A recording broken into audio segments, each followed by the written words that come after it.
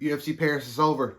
Here's my experience. I see my haters proud of me now. When I'm around, it's all smiles. I took over my whole town. Kick this thing off, I'll give this card a solid 9 out of 10. 11 finishes on the night, ties the UFC record. The first fight of the night ended in a submission finish with Sam Hughes taking on Sean O'Bannon. Sam Hughes all the way pretty much just steamrolled Sean O'Bannon. She had her on the ground in the first round, beat her up. It could have been a TKO, but she survived to the bell. Second round, same thing. Sam Hughes took it down, took her neck, and was able to choke her out within the second round.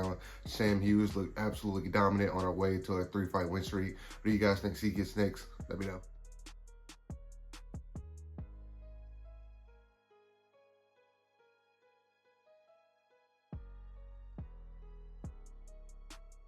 In the second fight of the night, we had Renat Fakhrizadimov taking on Andreas Gustafsson. In this fight, Renat was just able to stifle Andreas, and he didn't let Andreas get his clinch game going. Renat was able to keep him on the outside, throw bombs, and he was able to connect and finish the fight within the first minute of the round. And that man, Renat Fakhrizadimov, is able to extend his winning streak to 12 wins in a row.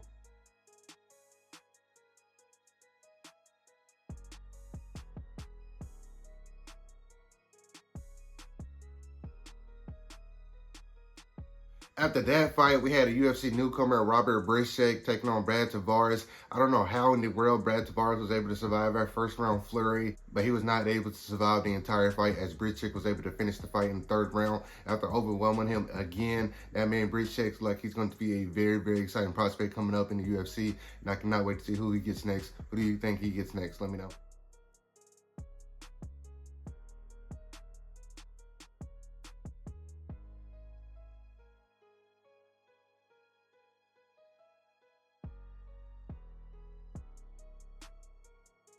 Following that fight, we had Sam Patterson taking on Trey Waters. This man, Sam Patterson, is starting to fall in love with his hands, and that is going to be very, very dangerous because that man on the ground is an absolute monster. Sam Patterson with the first round TKO knockout as he was able to absolutely punch out Trey Waters.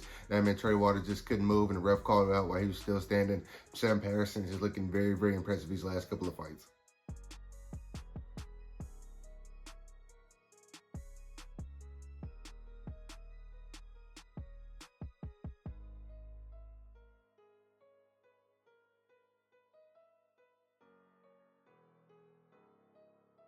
And probably the most surprising fight of the night, we had Kay Fernandez taking on Harry Hardwick, who came into the UFC on short notice, and Fernandez was able to absolutely brutalize that man's legs. He was not able to stand up straight, and after that, after the last one he landed, and he did that 360 roll, tumble over, I knew it was over. Fernandez is an absolute monster with the come leg kicks, but that man Fernandez looked very, very good in this fight for the short amount of time he was in there.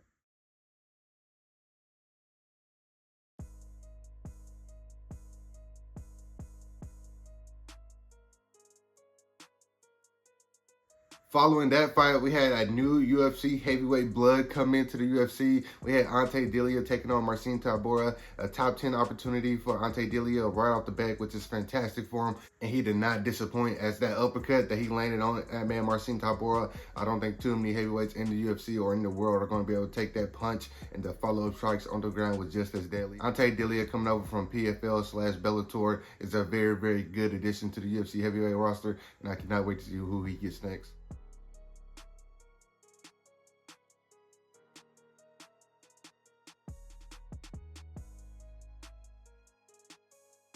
After that fight, we had a Frenchman, Umar Sy, taking on Brendan Ribeiro. That man, Umar Sy, got back to his old style of fighting, take you down, beat you up, get the finish. As he was able to get the first round finish over Brendan Ribeiro, Umar Sy is back on the winning track, and that man is still looking like a force in the 205-pound weight division, and I cannot wait to see who he gets next also.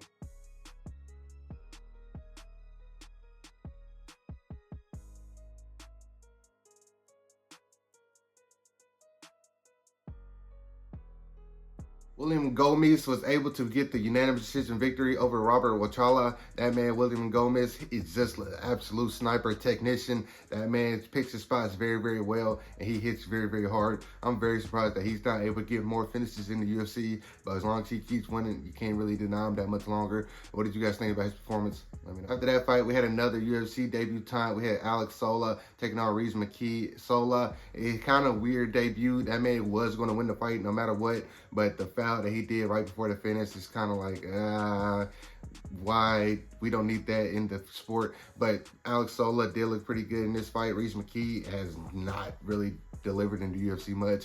I'll probably be shocked if we see him again. But what do you guys think about his performance? Do y'all think Alex Sola has a very, very bright future in the UFC? Let me know.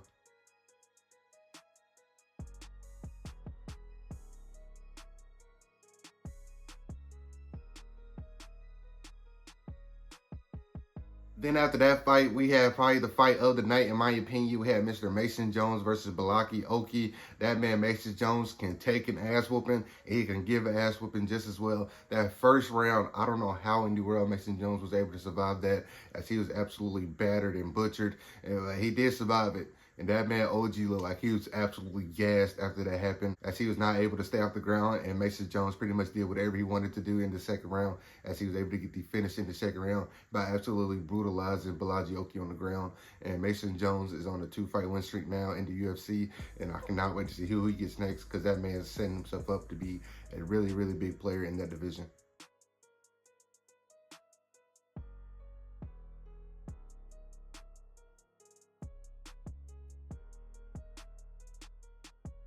In the retirement of the night, we have Modestas Bukauskas taking on Paul Craig. That man, Modestas Bukauskas, pretty much did whatever he wanted to, and he was able to finish the fight at the buzzer with a elbow on the ground. But Paul Craig, he had a really, really good career. Nothing really to hold his head down about. 2 wins over UFC undisputed champions and Magomed Ankalaev's and he also broke Jamal Hill's arm. So Paul Craig, shout out to him, and he'll probably get a little tribute video on his channel a little bit later. But what did you guys think about this performance? Who do y'all think Modestas Bukauskas will fight next? Let me know.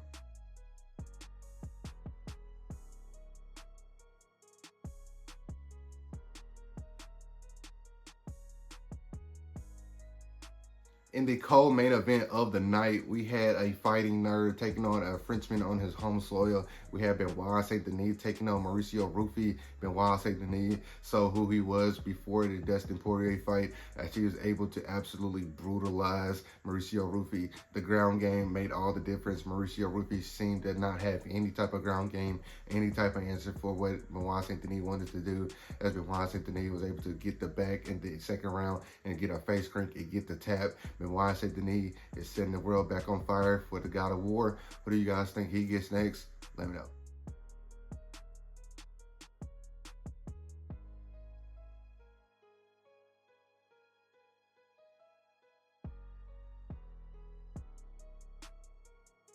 In the main event of the night, we had Nasruddin Imavov taking on fighting nurse Big Dog Caio Borralho. Nasruddin Imavov was able to pretty much outstrike him the entire fight. This fight has zero to little grappling in it, and Nasruddin Imavov had a huge speed and precision speed bonus, whatever advantage in this fight, as Nasruddin Imavov really didn't miss any of his strikes that he threw that he wanted to connect with. Nasruddin Imavov is and should be the next title contender. I know that Anthony Hernandez and RDR is going to fight out later in October, but he has a win over a former champion already, a very, very good former champion in Israel Adesanya, a finished win over Israel Adesanya. So I do think Nasruddin Imavov should get the next title shot against Khamzat Chimaev. But what did you guys think about UFC Paris? What was your biggest surprise of the night? What was your favorite performance of the night? Let me know down below in the comments. And like always, if you enjoyed the video, please make sure you like, comment, subscribe. Big people, peace.